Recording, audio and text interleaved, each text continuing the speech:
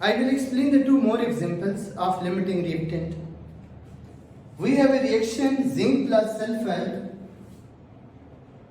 Zn plus S react to form ZnS.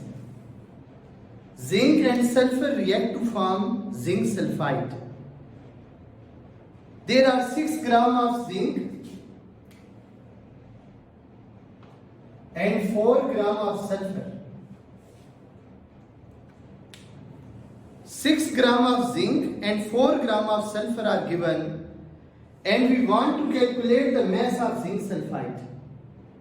I have already explained, if the mass of two reactants are given, this is taken from the concept of limiting reactant.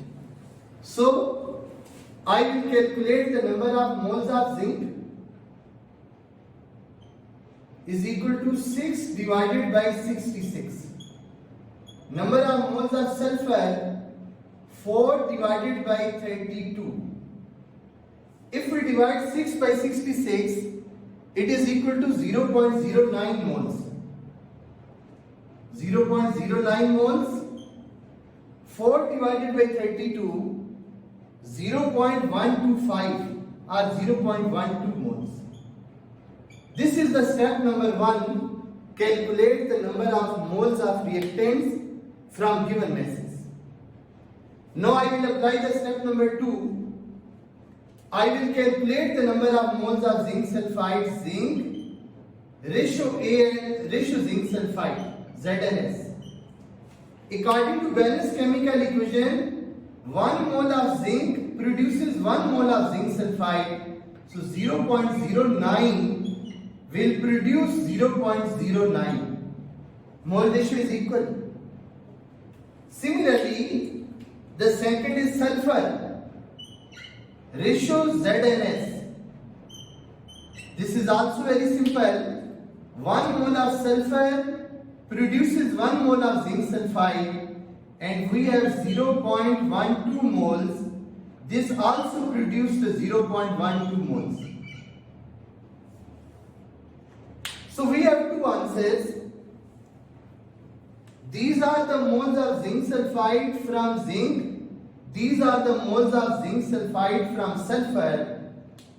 From these two answers, we can say that zinc is the limiting reactant. So, our concept is Zn is limiting reactant because it produces the least number of moles of product. Now, our question was, calculate the mass of zinc sulfide. We will use the very simple formula, mass is equal to number of moles into molar mass. So, mass will be equal to mass of zinc sulfide is equal to number of moles from limiting reactant are 0.09 and molar mass of zinc sulfide is 98. It is 98. Answer will be 8.82 grams. This is all about this numerical. If the masses of two reactants are given, we can identify the limiting reactant. We can also calculate the amount of product. I will solve one more example in order to explain this concept. Next example is aluminium react with bromine 2Al plus 3Br2. They react to form 2AlBr3, aluminium bromide. This is the reaction, and the masses of two reactants 15.8 gram of aluminium react with 55.6 gram of bromine. 55.6 gram of bromine. And our question is, calculate the mass of AlBr3. Again, we will follow the same method. Number 1, calculate the number of moles of reactants. So we will calculate the number of moles of aluminium. Number of moles of aluminium will be, it is equal to 15.8 divided by 27. Number of moles of bromine, atomic mass of bromine is 80. 55.6 divided by 160. Number of moles of aluminium will be 0.58.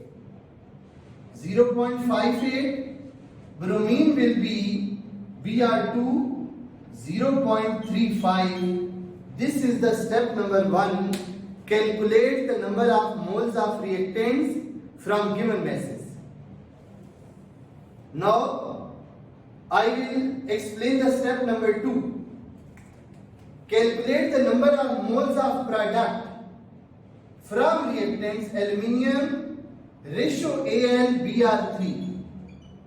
Now, according to Bell's chemical equation, 2 moles of aluminium produces 2 moles of AlBr3, and we have number of moles of aluminium 0.58.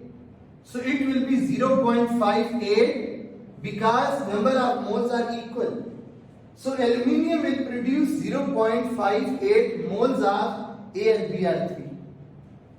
Now I will compare bromine Br2 ratio AlBr3 to 3 moles. According to Bell's chemical equation, 3 moles of bromine produces the 2 moles of AlBr3, and we have 0.35. It will be equal to x. 3x is equal to 0.35 into 2. X is equal to 0.35 into 2 divided by 3, and x will be equal to 0.23. These are the number of moles of AlBr3 which are produced from bromine. So we have 2 number of moles. One value is this, other is this. These 2 values shows that this value is smaller. So bromine will be limiting reactant. Br2 will be, or it is the limiting reactant. Bromine is limiting reactant. Our question was calculate the mass of AlBr3. I will put the formula. Mass of AlBr3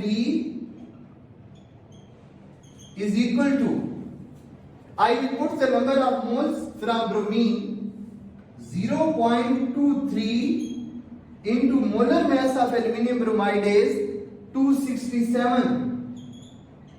267, and answer will be 61.4 gram. So we can calculate the mass of product if the masses of reactants are given. Number 1, calculate the number of moles of reactants. Number 2, calculate the number of moles of product from number of moles of reactants. Number 3, identify the reactant which produce the least number of moles of product, and we can identify the limiting reactant by using this technique. We can calculate the mass of product by using this technique.